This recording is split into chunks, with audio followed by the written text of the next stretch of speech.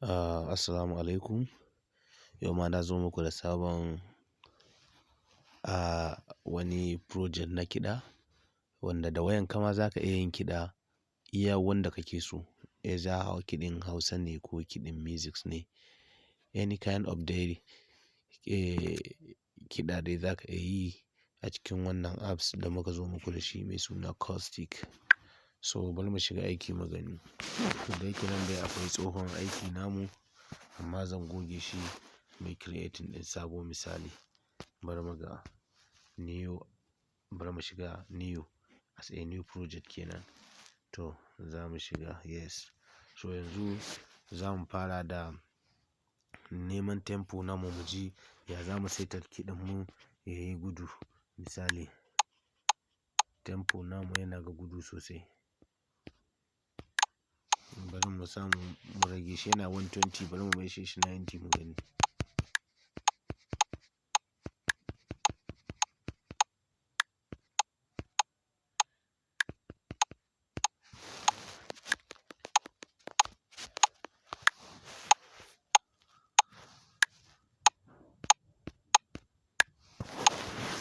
Bari mu fara mu za mu ɗauko busa number one. Bari mu shigo nan. Bayan mun ɗauko busa za mu zo mu canza mu ɗauki wanda muke so misali. Ina so drama.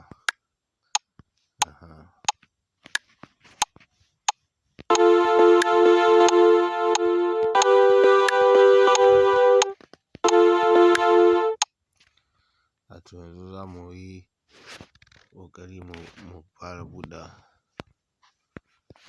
aiki.